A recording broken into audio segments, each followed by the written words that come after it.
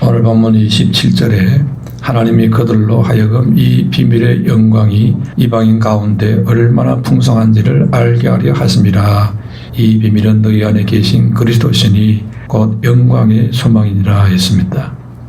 이렇게 27절에 그리스도는 하나님의 비밀이라고 말씀하고 있습니다. 특히 그리스도와 교회와의 관계에는 큰 비밀이라고 에베소 5장에 말하고 있습니다. 그러면서 부부 관계로 비유해서 설명합니다. 자녀가 의지하던 부모를 따라서 결혼해 부부가 한 몸을 이루어서 사는 그것이 큰 비밀이라고 했습니다. 그러면서 교회가 그러하다고 설명했습니다. 두 남녀가 부모를 따라서 한 몸을 이루는 가정이 된다는 것은 이론적으로는 대강 알 수 있습니다. 그러나 결혼해보지 않고는 정확하게 알 수는 없습니다. 그래서 결혼해봐야 제대로 알게 됩니다. 그냥 결혼 안 하는 사람들이 결혼에 대해서 나름대로 생각하고 있는 그 생각하고 실제로 결혼해보는 것하고는 차이가 많이 납니다. 그래서 결혼은 어떤 면에서 비밀이다 그렇게 말할 수 있는 겁니다. 이론으로 다 알 수 없는 그런 것이 있기 때문에 비밀이라는 것입니다. 그래서 예수 믿는 것을 결혼에 비유했습니다. 특히 예수 믿는 것은 하나님의 비밀인 그리스도께서 영으로 우리 안에 찾아오셔서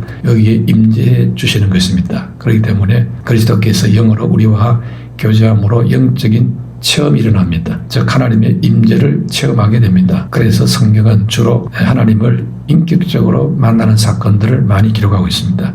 하나님의 영광을 체험한 사건 중심으로 기록이 되어 있습니다. 즉 하나님이 함께 하심을 느끼고 체험하는 그것이 신앙생활에 아주 중요하다는 것입니다. 결혼도 함께 하는 것 아닙니까? 그리고 친밀하게 서로 체험하는 그런 신비한 경험이 되어집니다. 혼자 살 때 알 수 없던 그런 것들이 함께 할 때에 새로운 체험이 되어집니다. 마찬가지로 예수 믿는 것이 하나님과 함께 하는 겁니다. 그래서 하나님의 임재를 배우는 것입니다. 그러면서 체험을 하게 되어집니다. 그러므로 믿음이 좋은 사람은 하나님이 함께 하시고 임재하심을 많이 체험한 사람입니다. 구약에 보면은 하나님께서 불꽃 가운데 나타나시고 지진과 내성과 번개와 음성으로 나타나시는 경우가 있습니다. 이런 경험을 한 사람들이 하나님 체험을 많이 합니다. 또 신약에도 보면은 영적인 바람이 불고 불이 임하고 은사라든지 환상이라든지 이런 것이 나타납니다. 그러나 하나님이 임재하시고 함께 하시는 이 체험이 신비 체험으로만 되는 건 아닙니다. 믿는 사람이라면 누구든지 가능한 체험이 있는데 그것이 찬송과 기도와 말씀입니다. 찬송과 기도와 말씀을 통해서도 하나님이 함께 하심을 체험할 수 있습니다. 찬송과 기도와 말씀을 어떻게 부르고 어떻게 듣느냐에 따라서 달라지는 것입니다. 찬송의 가사가 무슨 뜻인지도 모르고 그냥 입으로만 찬송을 부르게 되면은 하나님의 임재 속으로 들어가기가 쉽지 않습니다. 그러나 이 찬송의 내용의 가사를 정확하게 알고 그걸 깊이 묵상하면서 마음을 다해서 하나님을 높이고 하나님께 영광 돌리고 감사한 마음으로 부르게 되면은 하나님의 임재를 체험하게 되어집니다. 그래서 하나님의 임재 속에서 설교 듣는 사람은 지금 하시는 하나님 그 말씀이 내게 하는 말씀으로 들려집니다. 그러나 아무 생각 없이 한 귀로 듣고 한 귀로 흘려버리고 이렇게 들으면은 나와 상관이 없는 말로 듣게 됩니다. 그래서 하나님의 체험하는 임재 체험이 쉽지가 않게 되는 것입니다. 그래서 우리는 내 안에서 그리스도께서 역사해야만 체험이 되기 때문에 내 안에 이미 들어와 계시는 그리스도께서 역사하실 수 있도록 우리는 내 안에 계신 주님을 존중하고 교제하고 해야만 합니다. 주님이 눈에 안 보여도 인격체를 정중하게 대해야 주님께서도 우리에게 정중하게 대해 주십니다. 그래서 소통이 되고 교제가 되는 것입니다. 그렇기 때문에 내 안에 계신 주님을 느끼고 체험하려면은 형식이 아니라 진실되게 되어야 됩니다. 예배에 임할 때에도 찬송을 부를 때에도 진정성을 갖고 찬송을 부를 때에 내 안에 계신 성령께서 내게 감동을 주시고 깨닫게 하시고 체험되게 해 주십니다. 이것이 큰 비밀입니다. 그래서 오늘 본문 26절에 이 비밀은 만세와 만대로부터 감춰졌던 것인데 이제는 그의 성도들에게 나타났고 했습니다. 그러니까 예수 그리스도는 감추어진 풍성한 비밀이라는 것입니다. 이 비밀을 알게 된 자들이 바로 성도들입니다. 인간의 근본 문제를 해결하는 그리스도는 만세 전부터 감춰졌던 분입니다. 비밀이라는 것은 원래 감춰져 있는 것이지요. 예수님은 그래서 2000년 전에만 계시던 분이 아니고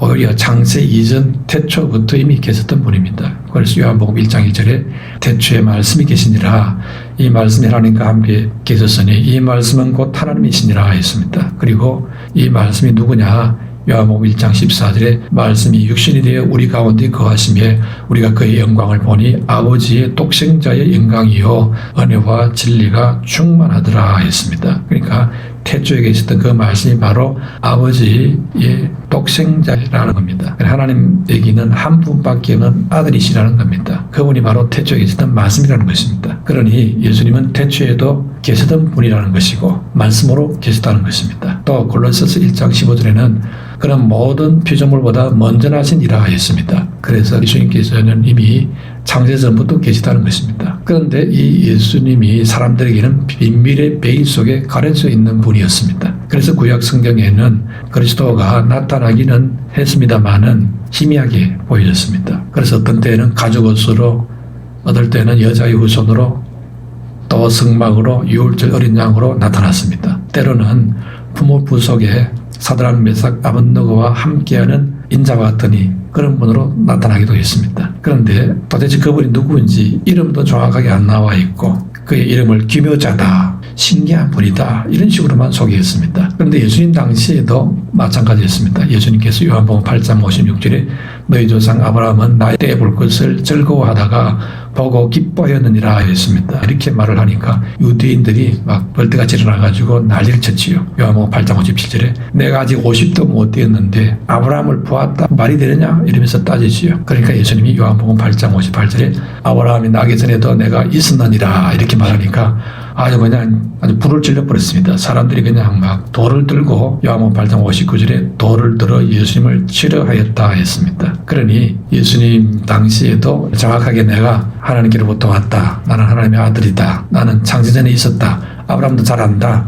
사실을 말하는데 못 받아들입니다. 완전 신승모독을 하는 말을 한다 이런 식으로 몰아붙이지요. 그래서 당시 사람들도 예수님에 대해서 나를 누구라고 하느냐 물어봤을 때에 마태복음 16장 14절에 세례요한이다, 엘리야다, 예레미야다, 선지자 중 하나다 이런 식으로 보았습니다. 사람들은 예수님을 그리스도라는 사실을 알지 못했습니다. 요즘은 세상 사람들 어떻게 예수님에 대해서 말합니까? 소크라테스나 공자나 석가와 같은 부류에 속한 4대 성인 중에 한 사람이다 이런 식으로 보는 사람이 많습니다. 그러나 예수님은 그런 범주에 계실 분이 아닙니다. 그리스도는 학자라고 해서 지식인이라고 해서 알 수 있는 분이 아닙니다. 권력가라고 해서 예수님을 특별히 만날 수 있는 분도 아닙니다. 오히려 그런 사람들은 비밀이 되어서 가려져 있는 경우가 많습니다. 오히려 그런 사람들이 더 잘 모릅니다. 그러나 비밀인 그 그리스도가 성도들에게는 나타나서 밝히 알려졌습니다. 우리들에게는 예수님이 누군지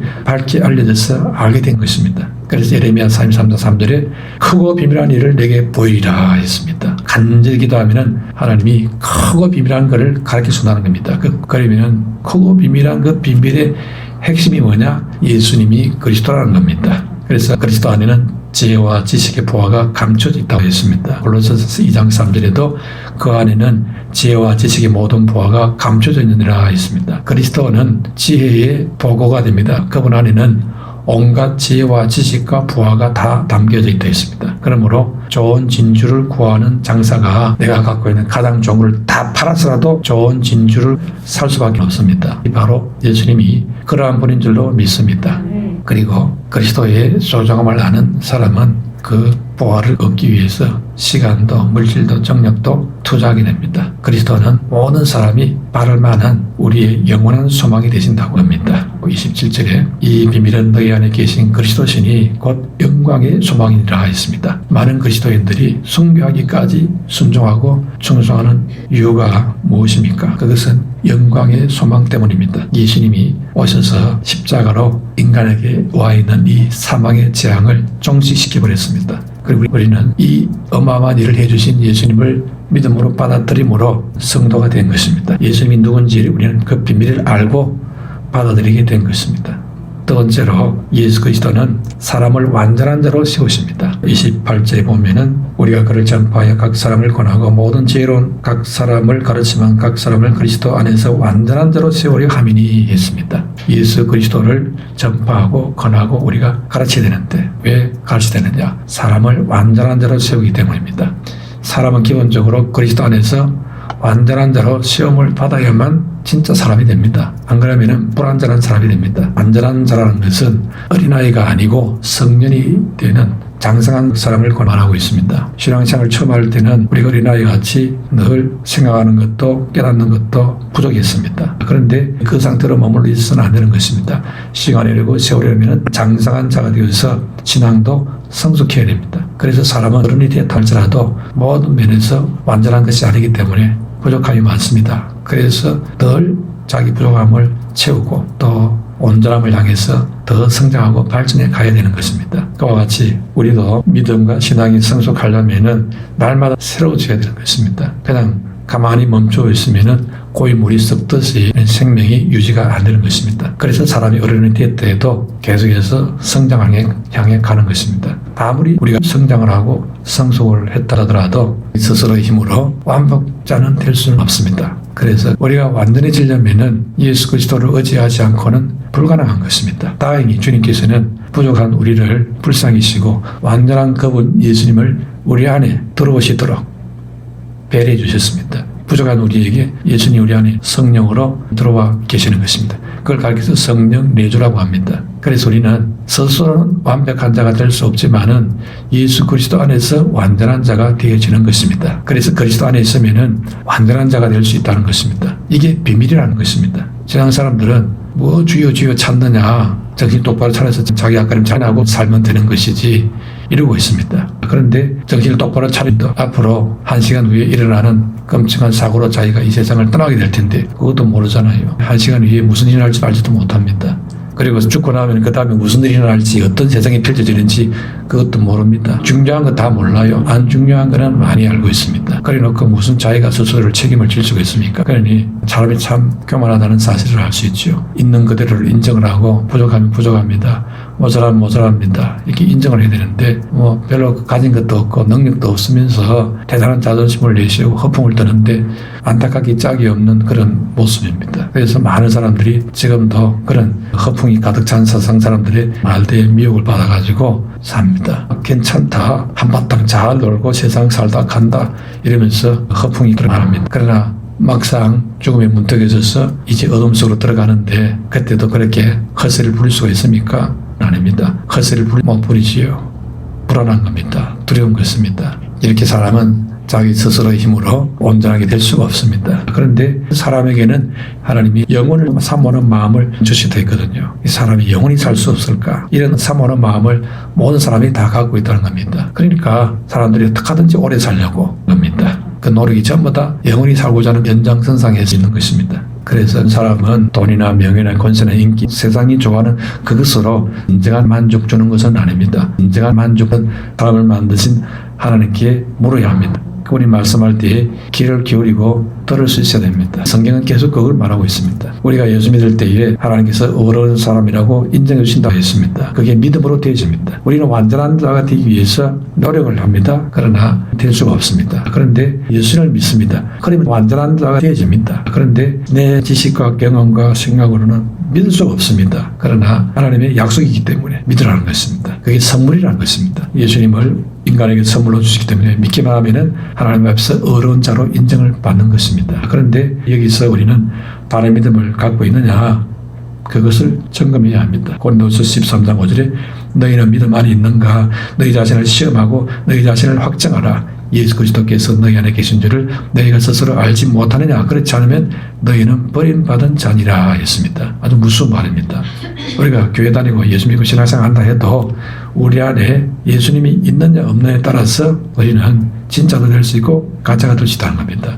버림받은 자도 될 수 있고 버림받지 않는 자도 될 수 있다는 것입니다. 그러니까 이런 말씀 앞에 우리는 정신을 차리고 잘 믿어야 되겠구나, 바로 믿어야 되겠구나 이렇게 스스로를 교훈해야 됩니다. 가끔은 바른 믿음이 아니고 가짜 믿음을 가진 이런 사람들도 있을 수가 있습니다. 또 바른 믿음을 가졌다고 착각하는 자도 있을 수가 있습니다. 예수 그리스도에 대한 믿음만 갖고 있으면 어려운 사람이 되고 완전한 사람이 됩니다. 그런데 그 믿음이 바른 믿음인지 아닌지 그걸 어떻게 알 수 있느냐? 그것은 열매로 안되어 있습니다. 믿음이 있다 하면은 열매가 나온다는 겁니다. 믿음이 있다 하면은 죄를 지었는데 저 세상 사람들처럼 있을 수가 없습니다. 괴롭습니다. 불편해서 죽을 지경입니다. 죄를 회개하지 않고는 견딜 수가 없습니다. 그게 그 안에 예수님 믿는 사람이라는 말입니다. 그게 예수 믿다는 증거라는 것입니다. 그런 열매가 없다. 죄를 잔뜩 짓고도 아무 부담이 없고 희낙낙하고 돌아다니고 있다. 그 안에 예수님이 없다는 열매가 그런 식으로 지금 나타나는 것입니다. 이 사람은 위험한 사람입니다. 계속 그렇게 방치하면은 양심이 무뎌지고 영적 무감각증에 걸려서 스스로 파멸에 빠질 수 있습니다. 그러므로 우리는 각 사람을 권하고 가르치는 그 목적이 28절에 완전한 자로 채우기 위함이라 했습니다. 그래서 완전한 자로 채우도록 도와야 됩니다. 복음 한번 들었다고 신앙생활을 완전하게 잘할 수 있는 건 아닙니다. 말씀 은혜 받은 것들이 계속 살아서 움직이면 되겠는데 잊어버리기도 합니다. 또 믿고 있는 것이 어떨 때는 의심도 되어집니다. 그렇기 때문에 교회는 늘 성도들을 권하고 진리로 가르쳐야 됩니다. 그래서 교육장로찰들은 성도들을 늘 건면하고 이끌어가고 섬기고 기도해주고 도와야 됩니다. 함께 가야 되는 겁니다. 그래야 성숙한 신앙으로 발전할 수 있습니다. 이런 건면과 가르침을 받지 못한 사람은 신앙이 자라지 않을 뿐 아니라 오히려 퇴보하게 됩니다. 그래서 성도가 예배를 통해서 말씀으로 건면을 받지 못하고 가르침을 받지 못한 이런 사람은 온전한 신앙생활이 어려워지는 것입니다. 마지막으로 성경을 많이 아는 것보다도 성령이 내 안에서 지혜로 가르침을 주는 그 가르침을 받아야 됩니다. 그래야 완전한 대로 채워집니다. 예배드리고 말씀 받고 있는데 그것이 머리까지는 들어오는데 이 심령에까지 들어가려면 쉽지 않습니다. 내 안에 계신 성령이 감동을 주시고 역사해야 심령에 이게 들어가는 것입니다. 그래서 열매로까지 발전을 하거든요. 그렇기 때문에 예배드릴 때마다 성령께서 내 안에서 말씀 들을 때 역사하시고 감동을 주시고 겁니다. 그래서 내 깊은 영에 뿌리가 내리고 결실할 수 있도록 도와주시옵소서 이렇게 기도를 해야 됩니다. 그냥 말씀 들으면 되는 것이 뭐 꼭 그렇게 기도해야 되느냐. 이거는 말씀이 어떻게 역사되는지는 몰라서 하는 소리입니다. 제대로 알면은 이게 똑똑하다고 믿음이 좋은 게 아닙니다. 오히려 똑똑한 사람들이 믿음 없는 사람이 너무 많습니다. 뭐 그냥 잘 나가는 사람, 실력 있는 사람, 힘 있는 사람, 이런 사람 믿음을 주고 가지요. 결국 우리 안에 계신 성령이 우리 성도들을 완전한 자로 세웁니다. 예수님이 우리를 완전한 자로 세우는데 적용을 누가 하느냐? 성령께서 하십니다. 그 성령이 역사하면 우리가 일꾼이 되어서 성령의 도움을 받아 그리스도를 위해 완전한 자로 세워지게 합니다. 그래서 완전한 자로 섬기게 됩니다. 그래서 일꾼들이 복음을 전파하고 건면하고 지혜로 가르치는 일들을 할 수 있도록 해줍니다. 그러므로 주의를 하는 사람이 내 속에 성령의 역사에서 성령의 역사를 따라서 해야 그게 제대로 주의를 하는 사람이 됩니다. 성령의 역사를 따라하지 않고 내 생각과 내 방법을 따라서 막 열심히 하는 이거는 아닙니다. 그래서 주일이 안 되는 겁니다. 자기는 열심히 주일을 했다고 생각을 하고 있겠지요. 그러나 심판 때 가면 이게 황당한 일이 벌어집니다. 주여 내가 그렇게 열심히 했는데 아무것도 안 했다니 이 말이 됩니까? 억울합니다. 이러면 이제 원인이 뭐냐? 내 안에 역사하는 성령의 역사를 따라서 내 속에서 능력을 역사하시는 성령의 역사를 따라서 수고를 하라고 했지 않느냐. 그런데 너는 네 안에 역사하는 성령의 역사를 따라하지 않고 네 감정의 역사는 그 역사를 따라서 했지 않느냐. 그리고 네 머리 지식의 역사를 따라서 네 고집의 역사를 따라서 했지 않느냐. 그러면 할 말이 없어져 버리지요. 그러니까 이게 쉬운 게 아닙니다. 주의 일은요. 성령의 역사를 따라서 해야 됩니다. 그래서 늘 조심해야 됩니다. 내 감정, 내 생각, 내 주장이 안 되도록 주여 잘못됐다면 깨닫게 해주시옵소서 이러면서 조심하면서 가야 돼요. 뭐 다 주의 일인데 뭐 내 마음이 그냥 주를 위해서 제대로 지금 하고 있는데 이러고 자신 있게 막 그냥 거침없이 해버리면은 성령의 뜻을 저버리고 딴 길로 갈 수도 있습니다. 그렇기 때문에 신앙생활 너무 쉽게 생각하면 안 됩니다. 신앙생활이나 주의를 우리가 할 때에 먼저 내 안에 역사하는 성령의 능력을 힘입어야 됩니다. 그러므로 내 힘, 내 방법이 아니고 성령의 능력으로 해야 됩니다. 내 마음대로 하려고 하면은 능력할 수가 없습니다. 우리는 하나님 뜻을 찾고 하나님 뜻을 순종하려고 할 때에 그때 성령이 우리에게 역사해 주십니다. 그럼 너무 자기 주장이 강하면 안 됩니다. 그러므로 주님께 늘 의탁하고 물어보고 인도하려고 하는 이런 자세를 가질 때에 주님께서 당신의 뜻을 나타내시고 우리를 도와주십니다. 그러므로 예수 그리스도는 감춰진 비밀인데 그 비밀이 우리에게 알려져서 우리가 예수 믿어서 하나님 자녀가 되었습니다. 예수 믿으면은 예수님께서 우리를 완전한 자로 세워주십니다. 그 완전한 자가 세워주는 결정적인 열쇠는 성령입니다. 그렇기 때문에 예수님을 의지하고 늘 성령의 인도를 받는 하나님의 사람이 되시기를 축원합니다.